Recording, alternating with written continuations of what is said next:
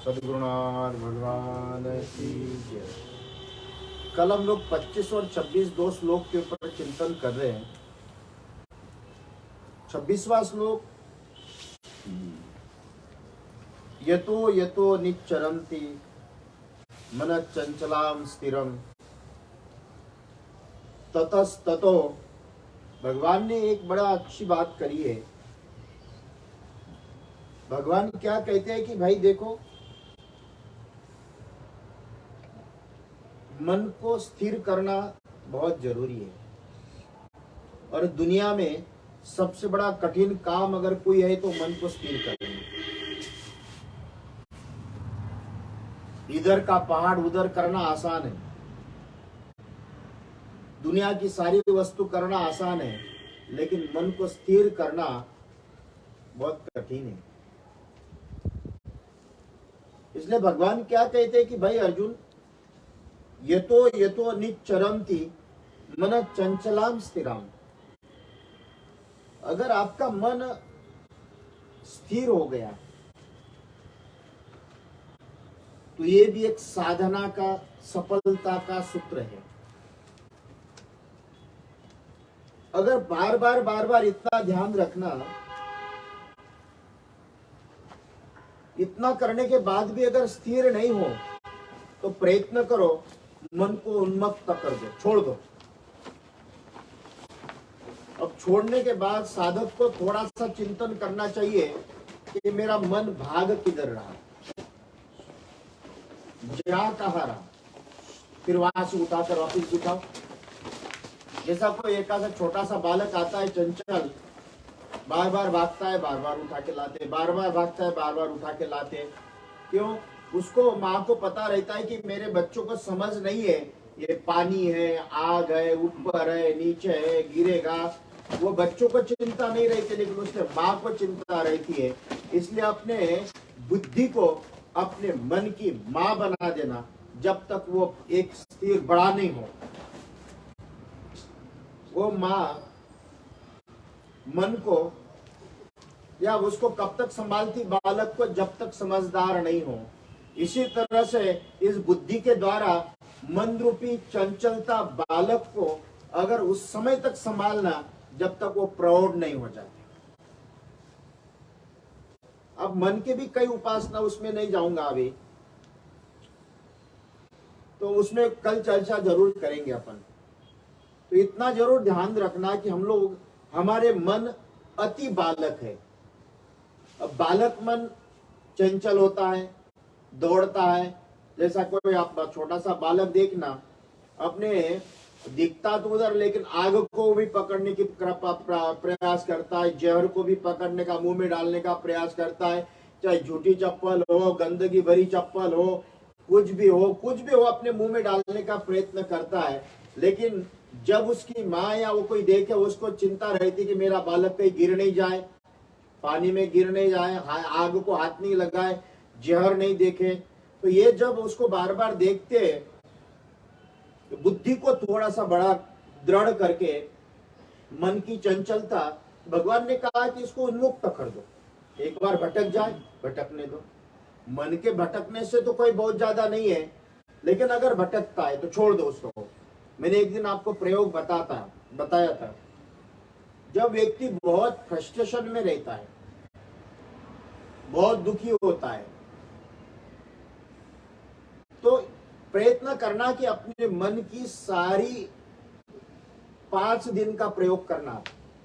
पहले दिन इतना नेगेटिव, उसकी चाहे पति पत्नी, पुत्र, भाई बहन, सगे संबंधी, सभी के विषय में इतना निगेटिव। अकेले बैठकर उसने ये किया, वो किया, ऐसा करते करते आप रोज 1-2 घंटा प्रयोग करना। पहले दिन बहुत ज्यादा आएगा, दूसरे दिन उसमें से 100% में से 90 होगा, तीसरे दिन आप जाओगे तो 60-70% रहेगा, चौथे दिन 20-30% रहेगा, और 5वें दिन 1% भी आपके मन में नेगेटिविटी नहीं रहेगी। प्रयोग करके देखना, ये मन को खाली करने का तरीका है।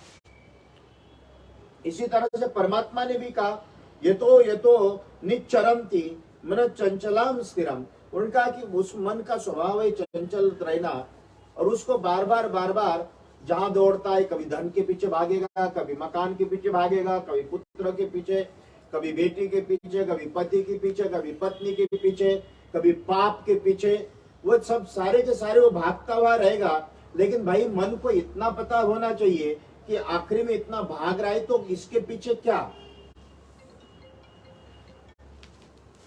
आप उसका परिणाम जरूर देखना। जब मन के जो सोचता है उसके परिणाम और दुष्परिणाम जब आप सोचने लगोगे तो वो अपने आप स्थिर हो जाएगा। मन बालक है, बालक को समझ नहीं आता है कि क्या अच्छा क्या बुरा। इसी तरह से मन का भी। और भाई पुराना इतना दिन भर 20, 30, 40, 50, 45, 60 साल तक जिसने मन में वही काम किया तो एकदम कहां से वो निकलेगा। तो इसलिए भगवान कहते हैं कि अर्जुन अपने वशम नयत, जब नियम में तदात्मन्येव वशम नयत, भगवान कहते हैं कि जब बुद्धि के द्वारा मन वश में हो जाए, बुद्धि की बात मन समझ ले।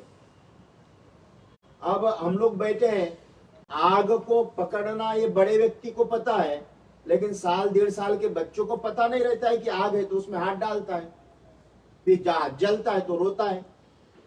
यही अवस्था हमारी है। हम लोग जब बिना सोचे समझे कार्य करते और उसमें से जब कष्ट मिलता है तो उसका परिणाम फिर बाद में रोता है। जैसे हाथ जल गया, भाई तूने पकड़ा है तो तुझे जलेगा। ये संसार में जितने भी जीवात्मा हैं, ये जब रोते हैं, दुखी हो रहे हैं, ये उसके हाथ ही उसने अपने जला लिए, उसने अग्नि पकड़ ली, फिर रोना आएगा। जब ये बुद्धि के द्वारा मन समझने लगेगा, मन की स्थिरता आएगी, परिणाम दुष्परिणाम जब दिखने लगेंगे, तब जाकर मन उससे डरेगा। जिसके पास बुद्धि नहीं है उसके बाद भय नहीं है, लेकिन जिसके पास बुद्धि है उसके हर एक क्षण भय है। अब बुद्धि नहीं है, अब छोटा बालक है, आग पकड़ ले। अब बुद्धिमान व्यक्ति आग थोड़े हाथ में पकड़ेगा। इसी तरह से संसार में जो भी आप चलते हो, काम करते हो, उसके पीछे भागते हो, वहां जब आपको प्राप्त नहीं होता तो रोने लगते। वो जब आपने आग में हाथ ही लगाया, जलन होगी। इसी तरह से जब आपने अपने मन को वहां लगाया है, और वहां लगाने के बाद अब भाई अग्नि को लगाया, जहर को लगाया, चक्कू को लगाया, गंदगी को लगाया, काय को हाथ लगाया, उसका परिणाम दुष्परिणाम आएगा।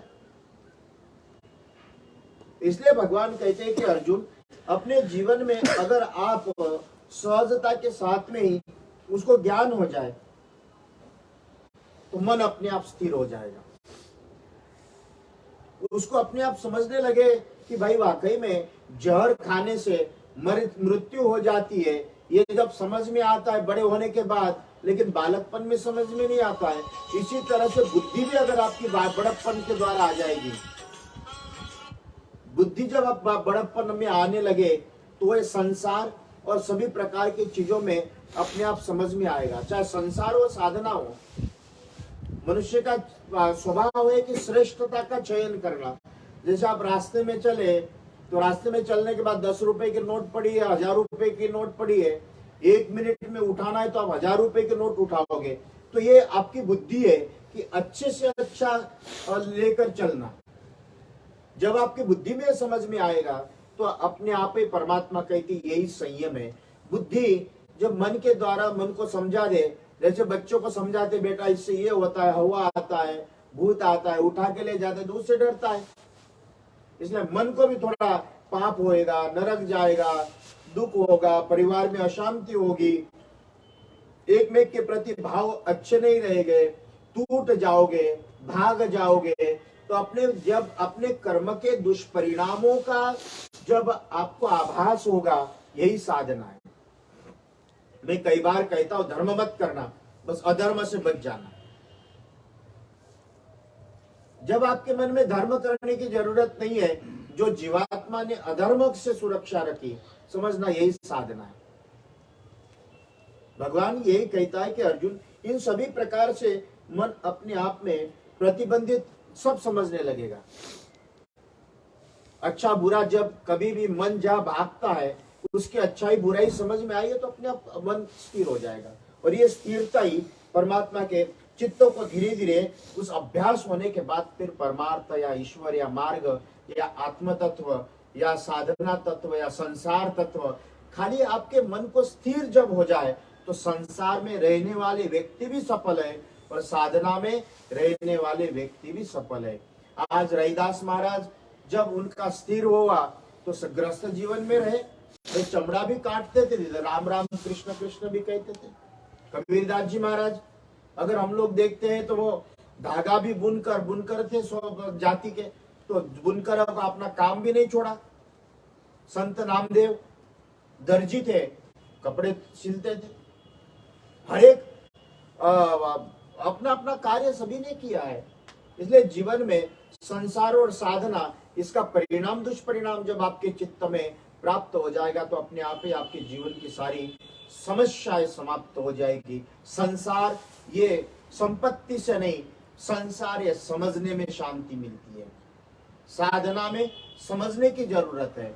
जिस व्यक्ति ने समझ लिया, समझना उससे बड़ा सिद्ध या साधक या सफल या संसारी कोई भी व्यक्ति नहीं हो सकता है।